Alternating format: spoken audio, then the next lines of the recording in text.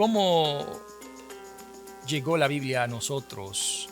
¿Cuál fue ese proceso de preservación de los textos bíblicos hasta el día de hoy? En nuestra clase de bibliología estaremos dándote un vistazo a través de la historia de la Biblia.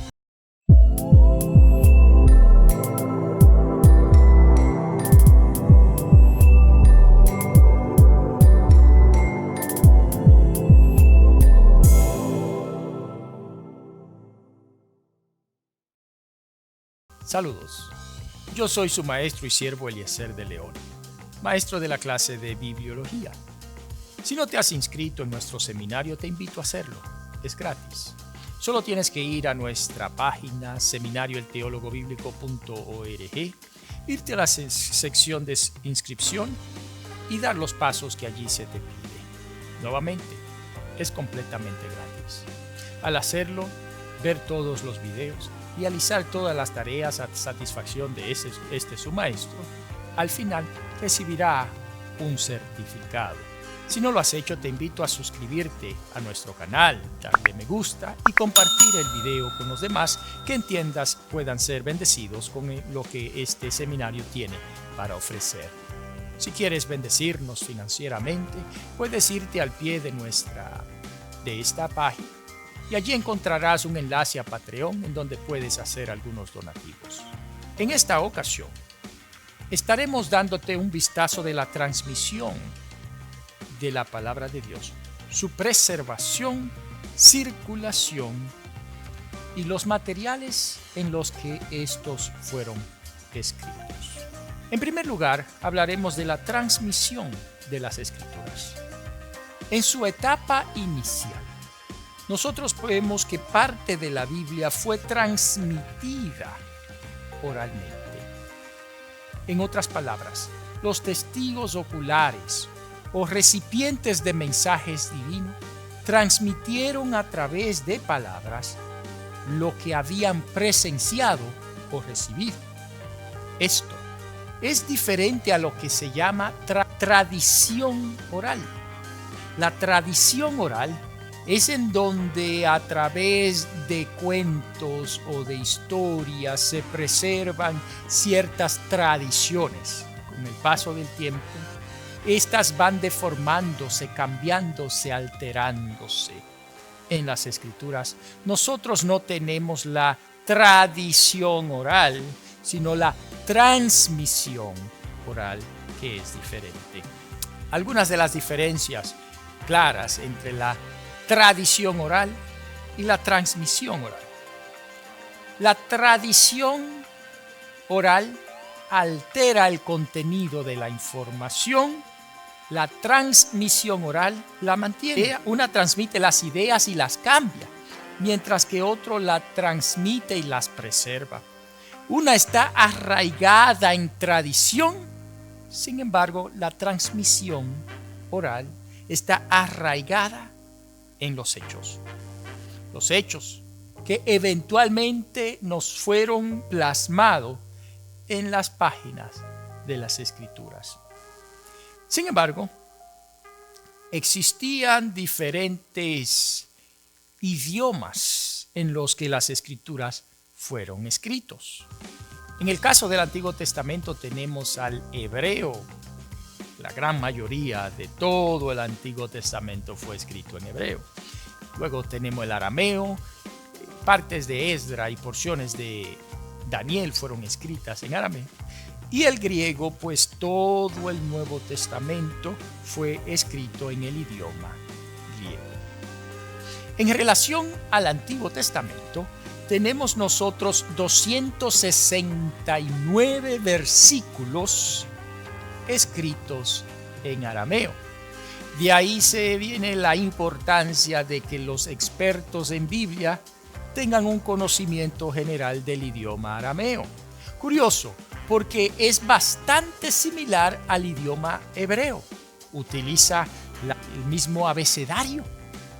De hecho, es muy parecido como el inglés o al español, en donde, aunque son idiomas diferentes, uno puede identificar letras del otro porque utilizan el mismo abecedario. La porción en arameo más grande del Antiguo Testamento la encontrarás en Daniel, iniciando en el capítulo 2, versículo 4, hasta el capítulo 7, versículo 28. Toda esta porción está escrita en arameo. Notarás que la porción en arameo de Daniel es la que contiene narrativas. La porción en hebreo son las visiones de Daniel que acaparan desde el capítulo 7 hasta el final del libro. El arameo fue un idioma hablado en los imperios asirios, babilónicos. Y esto curioso porque ambos tomaron control de Palestina. Y a esto se debe que los judíos eventualmente también lograron hablar el arameo. Llegó también a ser tomado como la lengua franca o común, la lengua de negocios de los imperios asirios y babilónicos. Por otra parte, el griego se divide generalmente en dos partes, el griego antiguo. Tenemos al griego clásico y el griego común. El griego clásico fue aquel utilizado por los grandes filósofos de la antigüedad, Platón, Aristóteles, Sócrates, etc. En la época de Jesús se desarrolló entonces un griego menos fino, el denominado griego común llamado koiné, que este era el lenguaje común de las personas. Los grandes, los que estaban muy educados, utilizaban un lenguaje fino, lo hacían en el griego clásico, pero todo el Nuevo Testamento fue escrito en el griego común koiné, en donde encontramos la calidad más alta de griego en todo el Nuevo Testamento es en el caso del libro de los Hebreos. Y a propósito a esto es que se debe que algunos piensan que no fue Pablo el que lo escribió, porque el griego de Hebreos es un griego muy diferente, similar al griego clásico, no tanto al koiné.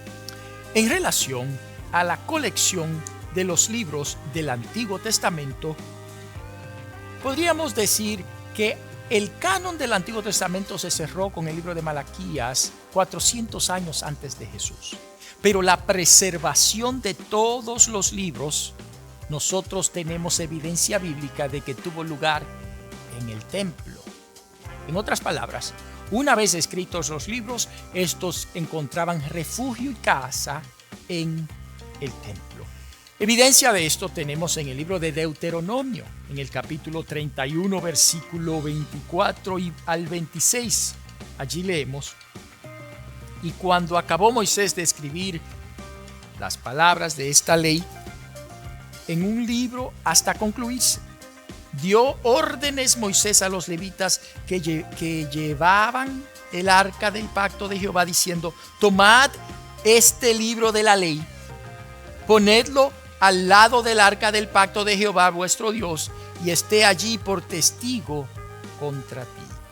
Y este punto es consistente con lo que nosotros leemos en el libro de Segunda de Crónicas, capítulo 34, versículo 15, en donde dice: y dando cuenta Hilcías dijo al escriba Safán: yo he hallado el libro de la ley en la casa de Jehová.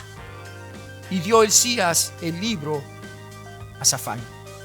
Interesante que después de la invasión o durante la invasión de Babilonia a Israel, Nabucodonosor llevó consigo los libros de la ley. Por lo tanto, en Babilonia, los judíos tenían acceso a la palabra de Dios. Esto nos lo cuenta a propósito Daniel. En el capítulo 9, en el versículo 1 y 2 nos dice: en el año primero de Darío, hijo de Asuero, de la nación de los Medos, que vino a ser rey sobre el reino de los caldeos, en el año primero de su reino, yo, Daniel, miré atentamente en los libros el número de los años que habló Jehová al profeta Jeremías, que habían de cumplirse las desolaciones de Jerusalén en 70 años. En otras palabras, el profeta Daniel tenía acceso a los escritos del profeta Jeremías. ¿Por qué? Porque cuando Nabucodonosor invadió a Jerusalén, destruye el templo, se lleva los libros sagrados hacia Babilonia. Los libros sagrados regresaron a Jerusalén después de la cautividad de Babilonia. Y esto lo sabemos por lo que pasa en Nehemías 8. En Nehemías 8, versículo 8 dice: y leían en el libro de la ley de Dios claramente y ponían el sentido de modo que entendiesen la lectura. Entonces, son llevados los libros a Babilonia, pero son regresados con Nehemías a Jerusalén. Existe una tradición talmúdica de que Esdras fue responsable de la colección de los libros del Antiguo Testamento. Los colecta, los mantienen colectados en el templo.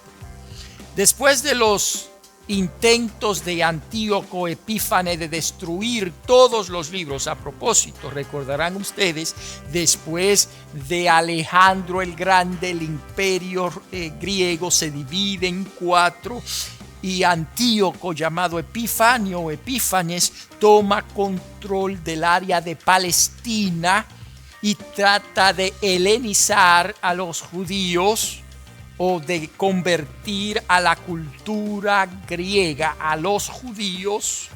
Trata de llevar la mitología griega a Israel, causando así un problemón grandísimo y la represalia de parte de los judíos, y eventualmente que termina en una guerra en donde brillan los denominados macabeos, iniciada por Matatías, quien eventualmente muere, continuada por su hijo llamado Judas.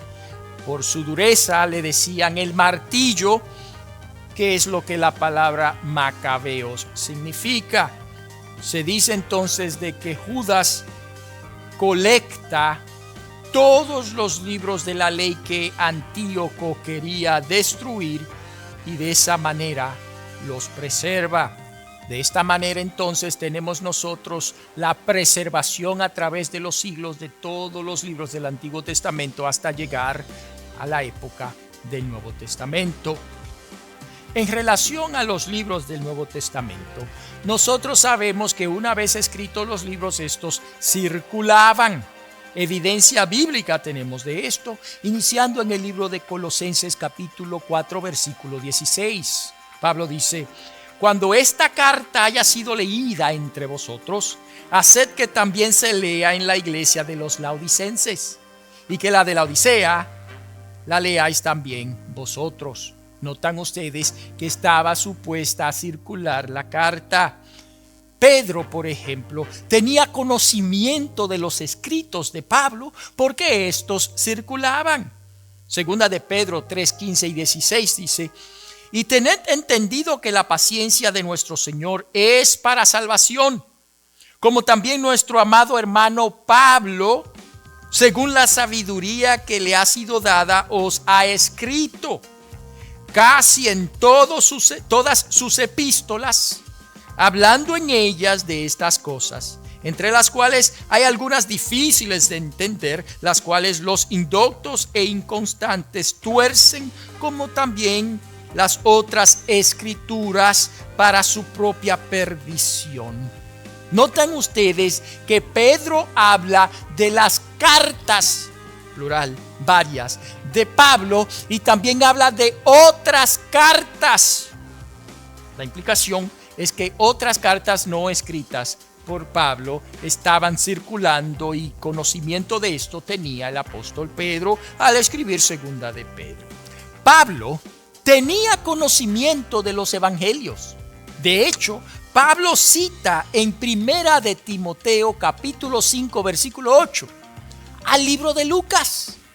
Por lo tanto, la circulación de las cartas bíblicas garantizó su pleno conocimiento y preservación a través de los siglos.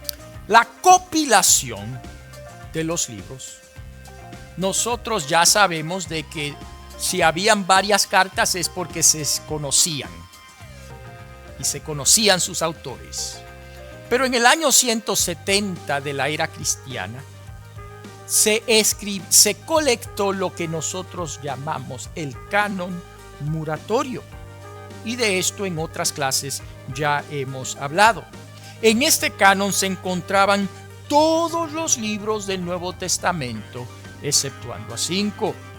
También los denominados padres de la iglesia antes del concilio de Nicea también tenían conocimiento de la colección de los libros de la Biblia. Por ejemplo, Clemente de Roma, quien vivió en el año 95 de la era cristiana, menciona 8 libros del Nuevo Testamento. Policarpo, quien se entiende fue un discípulo del apóstol San Juan, quien escribió un hermoso libro, un comentario al libro de Filipenses, cuyo lenguaje calza a la perfección con el de Juan.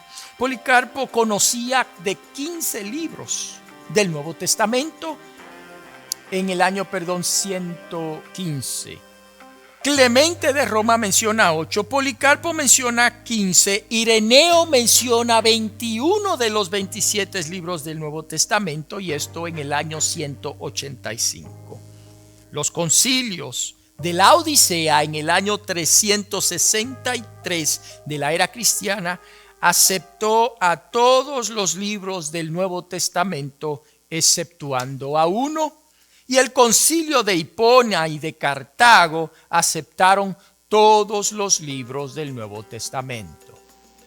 Hermanos, notarás que esto está pasando, exceptuando los últimos 2 concilios. Ya usted sabe que antes del año 300 se conocían todos los libros de la Biblia. Durante la época de los apóstoles mismos se conocían los libros del Nuevo Testamento.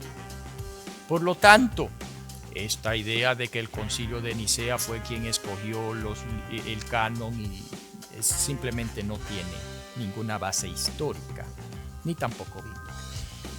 Ahora, ¿qué tal de los materiales en los que se escribieron los libros de la Biblia? Recordarán ustedes que la Biblia es un libro antiquísimo. Muchos piensan, y yo estoy de acuerdo, que el primero fue el libro de Job. Y es posible que porciones de Job fueran escritas en rocas. Por ejemplo, en el libro de Job, capítulo 19, versículos 23 y 24, Job habla del deseo de que se escribieran sus palabras en una roca. Pero recordarán ustedes también que los 10 mandamientos fueron escritos en roca. Éxodo 34, verso 1. Pero también se escribía en tablas de madera.